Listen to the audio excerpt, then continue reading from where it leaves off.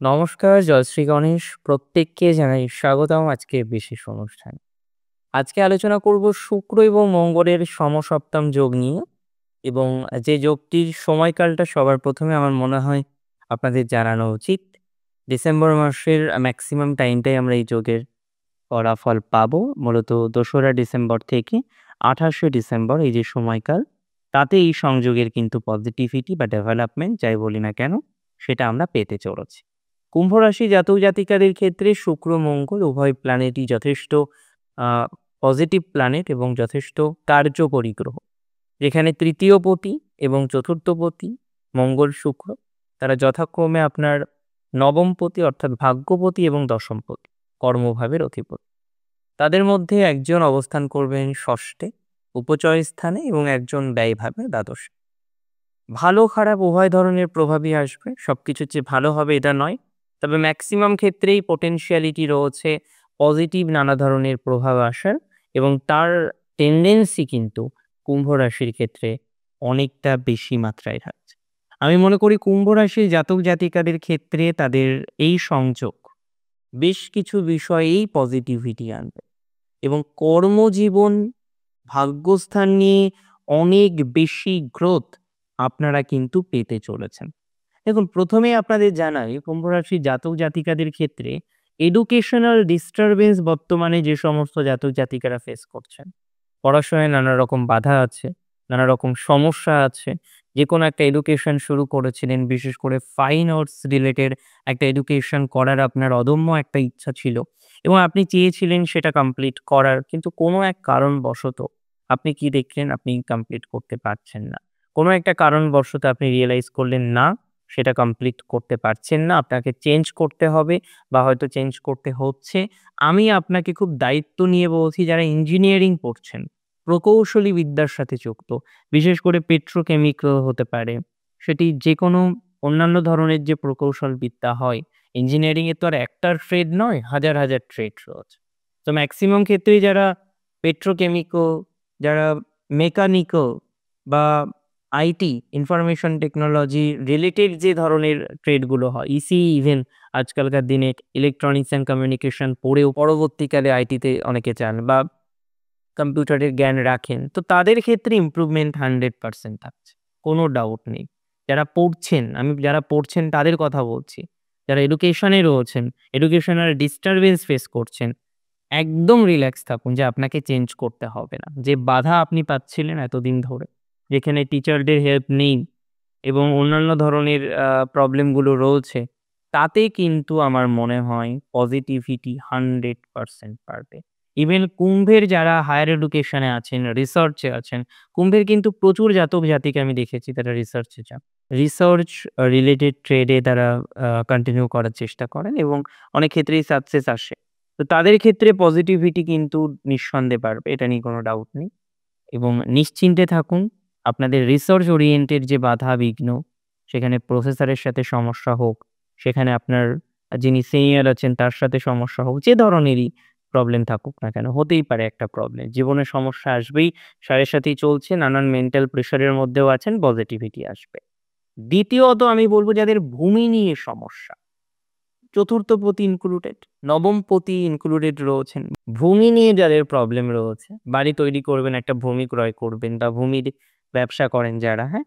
কোনো না কোনোভাবে আপনি দেখছেন না, ঠিক করা যাচ্ছে না জায়গাটা।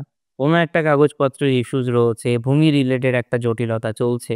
আমি আপনাকে নিশ্চয়তা দিচ্ছি, ভূমি সংক্রান্ত যে সমস্যা আপনার রয়েছে কারেন্টলি, এই সমস্যা থাকবে না। এক্ষেত্রে পজিটিভিটি 100% চলে আসবে। অর্থাৎ আপনার গৃহজ বিষয়ে উন্নতির যোগ রয়েছে, ভূমি সংক্রান্ত বিষয়ে উন্নতির যোগ রয়েছে। যারা ফার্টিলাইজারের কাজ করেন, যারা ফার্মার রয়েছেন, যারা কাল্টিভেটর রয়েছেন বেটার টু সে, তাদের ক্ষেত্রে পজিটিভিটি 100% বাড়বে। তাছাড়াও আমরা দেখতে পারবো যারা ভূমির ব্যবসা করেন, আছে না অনেকে মিডলম্যান হিসেবে কাজ করেন। ঠিক আছে, সব কাজই ভালো, কোনো কাজ তো ছোট নয়।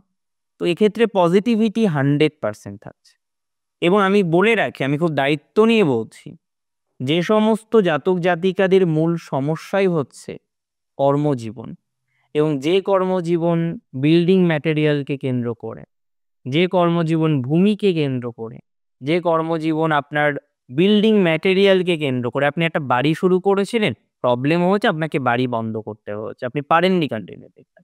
তাদের ইমপ্রুভমেন্ট 100% পারবে বলে মনে রাখুন। এর সাথে, সাথে আমি বলি একটা কথা মাথায় রাখবেন, অনেকেই অভিনেতা, অভিনেত্রী হওয়ার চেষ্টা করেছিলেন। আমরা কুম্ভের মধ্যে প্রচুর পজিটিভিটি দেখি, জানেন তো? কুম্ভের প্রচুর নলেজ, প্রচুর ট্যালেন্ট। তবে কাজে লাগাতে পারে কি সব ক্ষেত্রে? হয়তো না।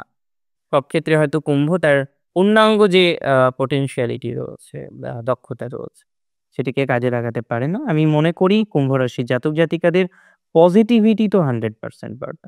কারেন্ট যে সিচুয়েশন আছে তার থেকে অনেকটা বেটার সিচুয়েশন আপনি তৈরি করতে পারবেন বলেই মনে করছি। এবং আ গায়ক রয়েছেন, যারা অভিনেতা, অভিনেত্রী রয়েছেন, তাদের ইমপ্রুভমেন্ট হবে। কুম্ভের অনেকের আবার অ্যাস্ট্রোলজির প্রতি একটা ইন্টারেস্ট আসে, অকাল্টের প্রতি একটা ইন্টারেস্ট আসে। তাদের ক্ষেত্রে এই ধরনের বিষয়ে ইন্টারেস্ট 100% আসবে বলেই মনে করছি।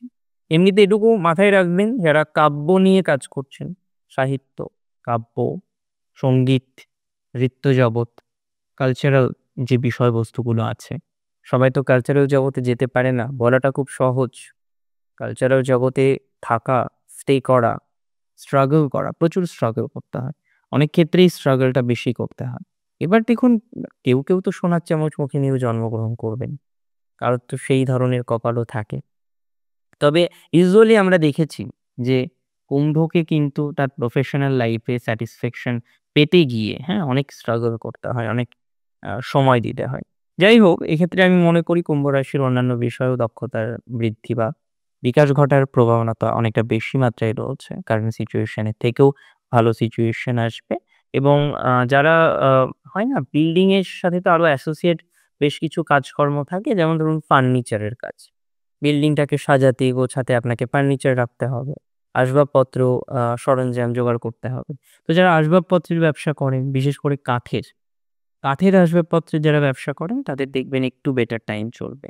তবে মাথায় রাখতে হবে, যারা কয়লার ব্যবসা করেন, যারা টি এস্টেটের সাথে যুক্ত, লোহার ব্যবসা করেন, বিল্ডিং ম্যাটেরিয়াল এর মধ্যে কিন্তু লোহাও পড়ে। লোহার ব্যবসা যারা করেন, লোহা বলতে স্টিল, রিভার্স গুলো হয় না? টিএমটি যেগুলো থাকে।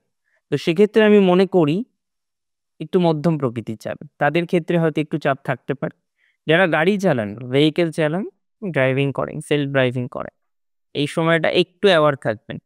আবার অনেক ক্ষেত্রে আমরা পরামর্শ দিই যে, আ আপনি গাড়ি চালাচ্ছেন, অসুবিধা আছে, আ অ্যাক্সিডেন্টাল টেনডেন্সি হয়তো থাকতে পারে, সাবধানে চালাবেন। তো অনেকে প্রশ্ন করেন, "দাদা তাহলে কি ড্রাইভার রেখে চালাবো?" তো দেখুন, চোখ যখন রয়েছে, আমাদের সেফটি নিয়ে চালাতে হবে। আপনি নিজে চালান, কোনো একজন সম্মানীয় ড্রাইভার চালাক, যেই চালাক না কেন, সেফটি নিডেড। যতটা সম্ভব হোক গতি নিয়ন্ত্রণে রাখা। আর কিছু তো প্রাইমারি লেভেলে আমরা প্রিকশন নিতে পারি। গতিটাকে নিয়ন্ত্রণে রাখা, একটু বেশি সেফলি চলা, এগুলো করা যেতেই পারে। তারপরে তো অনেক কিছু আমাদের হাতে থাকেও না, দ্যাটস ভেরি ট্রু। আচ্ছা, এর সাথে, সাথে বলে রাখি, যে সমস্ত জাতক-জাতিকারা চিত্ত বিনোদন জগতে আছেন, যেকোনো এন্টারটেইনমেন্ট জগতে রয়েছেন, রঙের কারবার করেন যারা, পেইন্টিং করেন ইভেন যারা, তাদের ইমপ্রুভমেন্ট হবে। ইভেন কসমেটিক্স এর সাথে যারা যুক্ত, অনেকেই আছেন না কসমেটিক্স, ডার্মাটোলজিস্ট, ইভেন যারা কসমেটোলজি নিয়ে পড়াশোনা করেছেন, অনেকেই আছেন যারা মেকআপ নিয়ে পড়াশোনা করেছেন, মেকআপ নিয়ে এগোতে চাইছেন।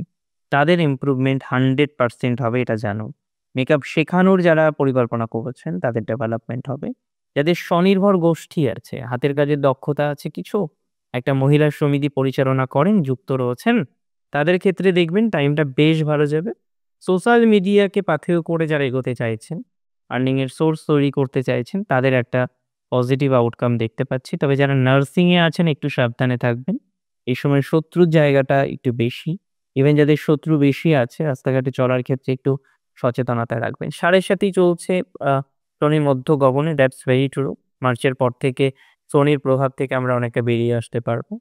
শত্রু আছে, আগামীতেও শত্রুজনিত নানান সমস্যা আসতে পারে, এটা নিয়ে কোনো সন্দেহ নেই। তবে মাথায় রাখতে হবে, যাদের বার্থ চার্টে মঙ্গল এবং শুক্র রেট্রোগ্রেড, শনি মঙ্গলের কোনো যোগ আছে জন্মছকে, মঙ্গল শনির যাদের কোনো সংঘর্ষ যোগ আছে, একটু সেফলি চলার চেষ্টা করতে হবে।